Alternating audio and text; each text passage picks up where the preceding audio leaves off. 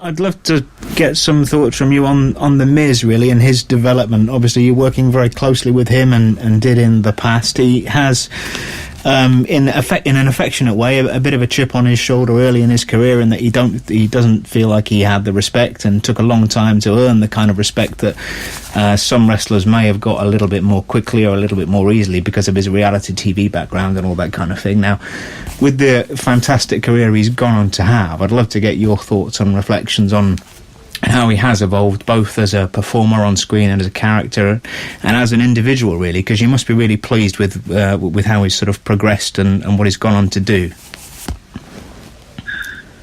I mean, absolutely. It's crazy to think who he is now and versus who he was when he started, how far he's come in his career. I think one of the keys to his success is that he's always been really authentically himself. I mean, there's a lot of people that have a chip on their shoulder, but with Miz, you're right, it's always obvious. He's always just a little bit more outspoken and a little bit more abrasive than a lot of guys in the back. And because of that, when he first started, he looked people the wrong way until you realize that, I mean, that's not truly who he is as a person. That's just how he interacts backstage and who he is on camera.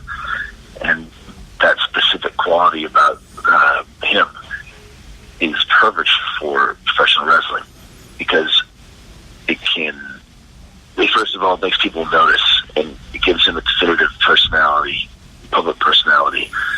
And it's polarizing. There's a lot of people that get rubbed the wrong way immediately, and I think in wrestling, there's nothing worse than indifference, and it's really hard to be indifferent to The Miz because of that personality trait.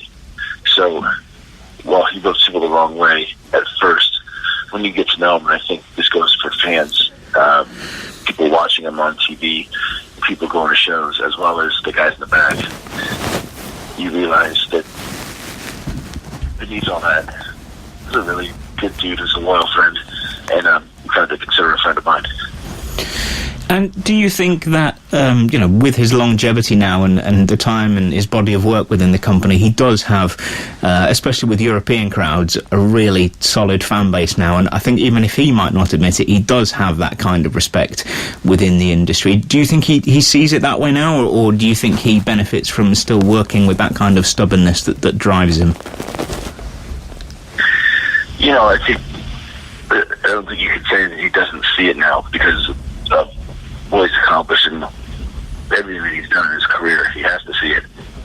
But I don't think he'd ever lose that stubbornness. When we're riding in the car, we're talking about projects, wrestling, ideas constantly, and his mind never really turns off. And I don't think that has to do with whether or not he sees the respect. It's not necessarily, I don't think that he's fighting for respect like he was 10 years ago. He's fighting for the next thing. And that's part of why he's so successful, because for him, he's like a shark. You know what I mean? When the shark stops swimming, the shark dies. Well, Miz never stops swimming.